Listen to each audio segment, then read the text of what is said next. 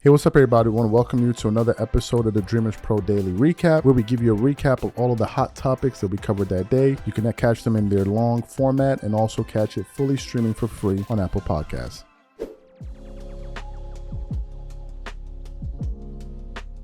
I just finished having my lunch and I was getting ready to relax and get ready for the Clippers Mavericks game. So what happens? I check my Instagram, the Dreamerspro Instagram account. If you're not following us on Instagram, our handle is the same name as the channel, Dreamerspro. And if you want to follow me on Instagram, my handle is CTABANZ. So I check the account and I see a message from someone sending me a picture talking about there's an ESPN poll that just came out. And this poll has only been out for a few minutes, right? And look at all the people that they're picking and look at who got picked over LeBron and this one. So I was like, wait, what is he talking about, right? What is he talking about? So I quickly go to ESPN's page. This is their YouTube page, and you can go to their community section, and they put up a poll. Obviously, when you're depending on when you're seeing the show, I'm going to say maybe 4 hours ago, as we're producing the show, it was 3 hours ago, but probably by the time you see it, 4 or 5 hours later. So I go there and I look at a poll that I want to share with you guys, that I want to, before I even show it to you. And it had the headline, the title, the question, it says, game on the line, who do you want taking the last shot? And this poll in 3 hours had about 150,000 voters. And the people that they had listed was Kobe Bryant, Stephen Curry, LeBron James, and Andre Iguodala. Right now, as you guys know, I think ESPN is the LeBron James network. It's full of LeBron guys on that network. So I was surprised to even see them, number one, put up this poll, and number two, to see the result that it got. So we want to show you the results of this poll. Out of the 150,000 people that have voted, 58%, a whopping 58% of the people picked Kobe Bryant. At number two, 23% picked Stephen Curry. At number three, Andre Iguodala got 11% of the vote. And number four, LeBron James came in at number four with 9% of the votes. And this poll has generated 1,677 plus comments. Listen, the results of this poll come as no surprise to me for a few reasons. Number one, if you've seen these players play, it's a no-brainer that you're going to go with Kobe. It's an absolute no-brainer. Why? Because if you've seen Kobe Bryant play, you know that he was easily the most skilled player in terms of skills, like individual skill, to be able to get off a shot than all of these players on this list. Go look at some of Kobe Bryant's game winners or buzzer beaters or difficult shots that he's hit, and you will see the shots that this guy was able to create at his size. It was absolutely unparalleled. Go look at the shot against Portland when he had, the Kobe stopper on him. They're literally a litany of shots that you can go look at and ask yourself, how did he get this shot off? First of all, right? So Kobe, number one, had the skills. Number two, he had the moves.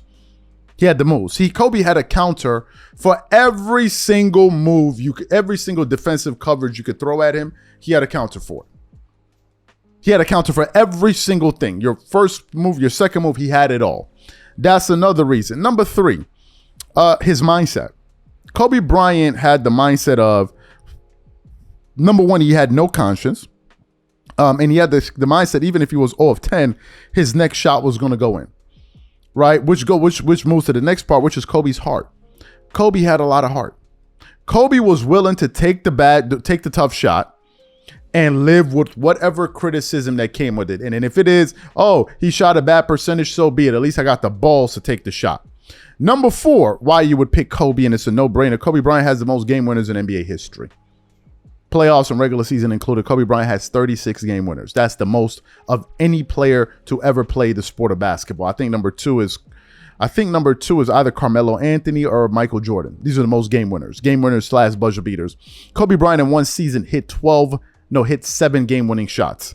In one season, he hit 7 game winners in one season.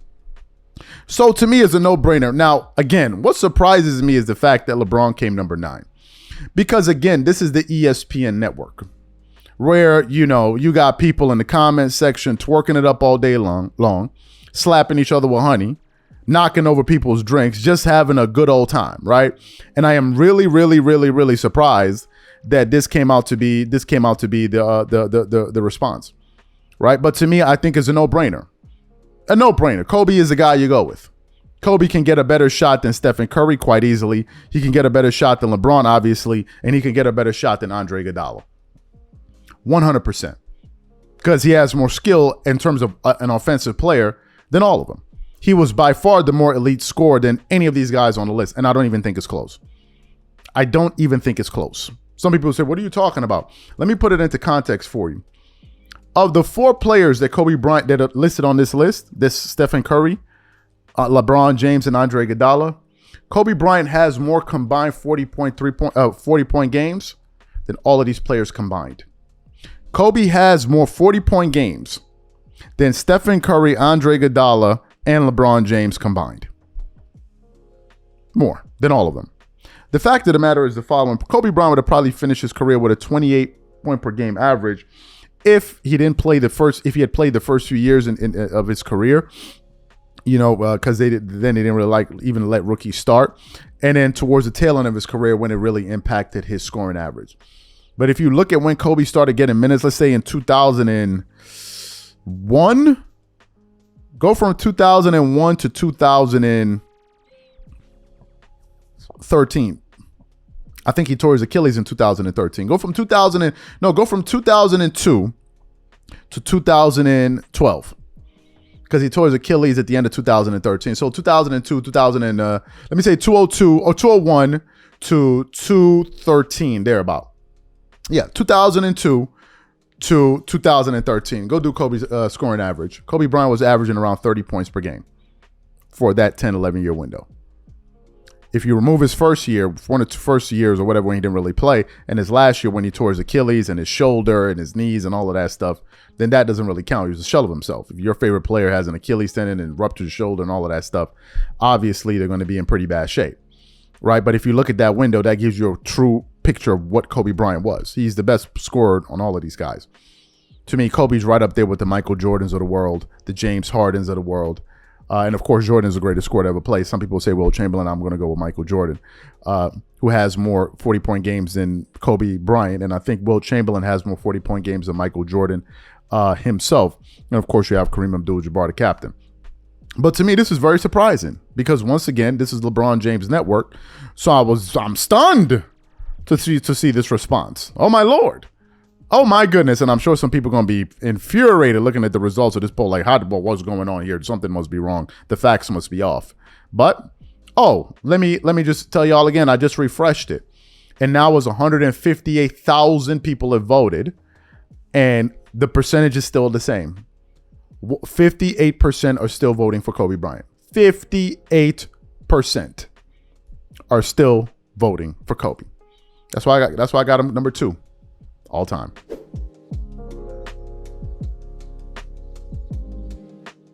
So Stephen A. Smith is making headlines. All right, he's making headlines once again for something that he said on NBA on ESPN about 2 days ago.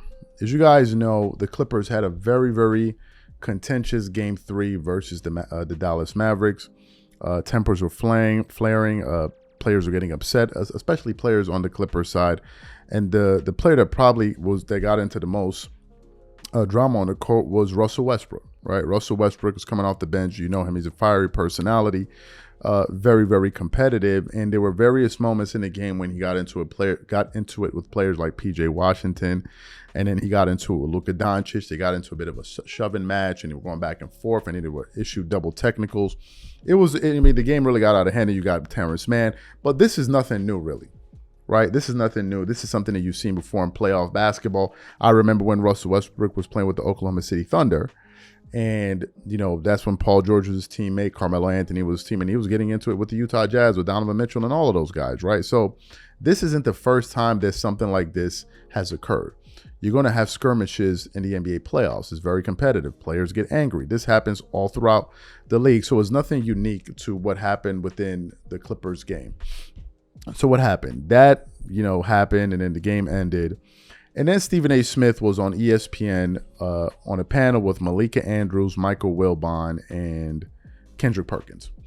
And they were talking about the playoffs, and they were kind of previewing Game 4. And then Stephen A. Smith out of nowhere, goes off on a tangent and starts talking about, he was wondering why Russell Westbrook shouldn't have been suspended. Why Russell Westbrook should have been suspended. And he then said, he even then decided, you know what, I'm going to call the league office for them to explain to me why wasn't this guy suspended, because he personally believes that Russell Westbrook was suspended, should have been suspended. And a lot of people in the entertainment space, NBA fans, are like, bro, what are you doing? What exactly are you doing? Were you trying to get him suspended? Were you trying to get this guy to be penalized for the series? What's going on here? So we want to play what Stephen A. Smith had to say on ESPN. I want you guys to listen to it in its entirety. It's not a very long clip. And then we're going to come back and react to his comments. Take a listen to what Stephen A. Smith had to say on ESPN here. What did you see from Russell Westbrook? Inexcusable behavior. That's what I saw. And I don't know why this isn't being talked about enough, to be quite honest with you. I was of the mindset that Russell Westbrook deserved to be suspended for today's game. That's how appalling his game was. Now, I've been raving about Russell Westbrook since he arrived in Los Angeles. He's been a godsend for the Clippers as far as I'm concerned. He's an energizer bunny. But what he did the last game, I want y'all to go back and reflect on what transpired in game 3. Look at this foul right here. You knock the guy clear upside the head. You sit up there and you come down on Luka Doncic in the back. That play right there, you could have separated his shoulder. Then you push him in the chest. Then you go after PJ. And then after that, even though PJ shoved you in the back, and then you're shrugging off the referee. I felt so serious about this, fellas. I called the league office. And I said, I need an explanation. Tell me why Russell Westbrook wasn't suspended. And I was told that the officials gave their report. And every indication in writing that they provided said, we handled this. He got a couple of technicals, plus a flagrant one, plus he was ejected, plus no one was injured. So we took all of those things into consideration. That's why we didn't suspend him. And I stood down. I said, that makes total sense. I'm glad. But they said, if it had been the regular season, the likelihood is that they might have had a different decision. But it's the playoffs, and because of how important it is, you can't just do that. But Russell Westbrook, mad love and respect to him most times. I was so disappointed in the way that he played the other day. Kawhi Leonard is hurt. Paul George and him combined for 16 points. They're averaging 29 points per game together. You're needed, and you acting like that? I couldn't believe it. I couldn't believe it. I agree with everything that you said. So you heard what Stephen A. Smith had to say. And a lot of people took issue with it. Even Gilly the Kid, like, yo, bro, what are you doing? Listen, this is my issue with Stephen A. Smith with this particular story. Stephen A., and I heard Too Raw for Sports bring it up too. Stephen A. Smith is over here talking about, oh, why wasn't Russell Westbrook suspended and all this and this and da-da-da-da-da. Meanwhile, one of his friends in Draymond Green, who has had a history of having extremely dirty plays against NBA players. Whenever Draymond Green, the last time he did that backhanded slap on Yusuf Nurkic, I never heard Stephen A. Smith going there talking about why didn't the league make his punishment more severe? Or when Draymond Green was doing all of these crazy stuff to NBA players, I never heard him making such excuses or trying to figure out why he should be penalized even more. In the case of Draymond Green, all Stephen A. Smith was doing was making excuses for him. Talking about, he was dealing with some personal stuff and all that. So you have a situation where Draymond Green was assaulting players on the basketball court, quite literally, assaulting them. And you had Stephen A. Smith making all of these excuses for Draymond Green. But now Russell Westbrook gets into a skirmish in a heated NBA playoff game, and you're sitting up here talking about, I called the NBA to figure out why he didn't get suspended. Why didn't you call the NBA to figure out why Draymond Green's punishment shouldn't have been more severe? Why were you so understanding in the case of Draymond Green, but in the case of Russell Westbrook, you're talking about, I like the brother. And this is the part that kills me. Whenever Stephen A. Smith talking about I like the brother, or he starts off a sentence giving you mad credit and mad props, you just know he about to say something foul to you. You just know. This is a dude history. Whenever he starts off by complimenting you, you know it's going to be followed with some very foul comments. That's just this dude's MO. In my personal view, I never met him, don't care to meet him. Stephen A. Smith is a very grimy dude. As somebody that I'm observing from afar, he looked like a grimy ass dude. And you don't need to go any further than to reference that interview he had on the Joe Budden podcast a few months back. He goes on the Joe Budden podcast. Joe Budden is like, yo, what happened between you and Max Kellerman? Stephen A. Smith then takes it upon himself to instead of just simply explaining it, he then goes into why Max Kellerman wasn't even qualified to be sitting next to him. He was bringing down the show. He wasn't adding anything. If you check on YouTube, he was. And I'm like, yo, hold on a second. The way you're talking about this guy, it's going to affect his chances of getting hired. And he even said it. He's like, if I'm someone that shuns a particular personality, or if I can't work with them, other people in the business are going to say, well, if Stephen A. Smith can't work with this guy, then maybe we need to avoid him too. That's what he said. And we can have countless situations with the Kwame Browns, with the Kyrie Irvings. It's never been personal, but then you go out and admit it's always been personal. That's y'all man. That's why you have the LeVar Balls and all of this dude. Like, yo, I can see through this dude, man. This dude fake. Stephen A. Smith will be dry snitching on people all the time. He'd be like, yo, I saw this NBA player get snuffed in the club, but I would never tell you the detail. I would never go into what actually happened. That I would never betray his trust like that, but I did see him get knocked out. It's like, what? It's like, what? You've already told the entire story. The reason people are upset with him here is that who sent you? Are you an NBA official? Are you an NBA referee? Are you Joe Dumars to reference what Two Raw Sports had to say? No. So why are you going so hard? Let the NBA handle it. I thought he should have been suspended. So I tried to call and figure out why he wasn't suspended. Like, yo, bro, why? Why? And then at the end, he gonna put out a tweet. Let me see. He put out a tweet on his Twitter last night that I want to read because he was responding to, I believe, a Clutch Points article. And he said on Twitter, I said it, and I damn sure meant it because of his play on Friday.